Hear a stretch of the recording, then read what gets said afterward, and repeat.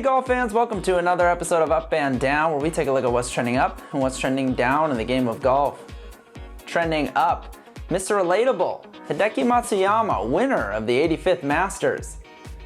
Take you back to Saturday's third round when he sat 2 shots off the lead. That was when a 78-minute weather delay rolled in, and while some players opted for the weight room, others for the driving range, and some for the putting green, Matsuyama was off to the parking lot.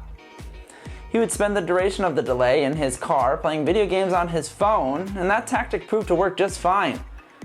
He returned to play his final 8 holes in 6 under par and closed out the day with a 4-shot advantage. And of course on Sunday, he held off a host of competitors to become Japan's first male major championship winner.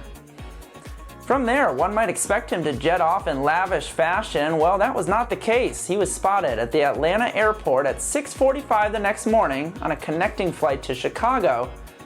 Here's hoping the flight attendants were able to find some room for that green jacket he was carrying on.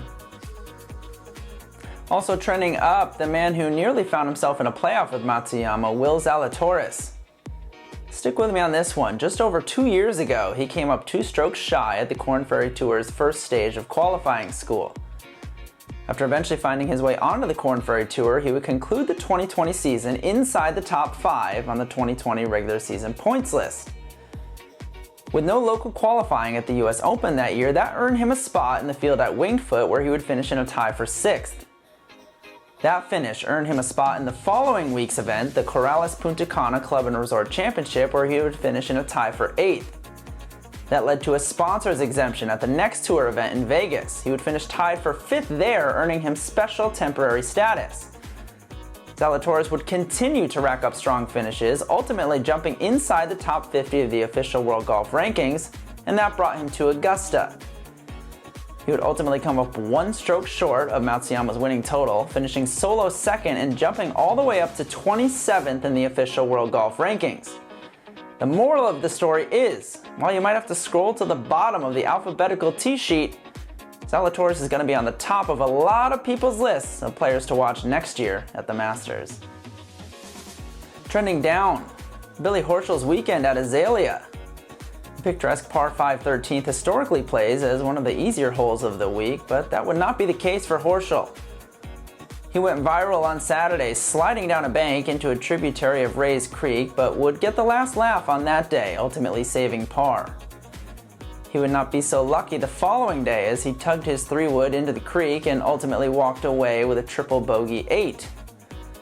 As it would turn out, he wasn't done with viral moments. He was caught slamming his clubs repeatedly into his bag on his way to a closing 76 and a tie for 50th.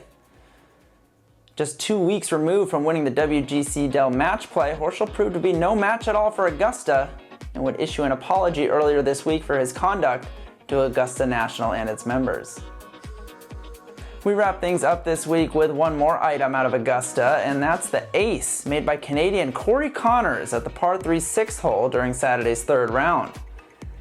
The hole-in-one would vault him up the leaderboard and into contention, and while he didn't leave Augusta with a green jacket, he does leave with this: Tim Hortons releasing a unique commemorative hole-in-one donut honoring his ace at Augusta, a sweet ending to an already sweet week. That's all for this episode of Up and Down. You can always head over to morningread.com for more. And remember, it's not about whether you hit the perfect approach, it's about whether you get up and down from there.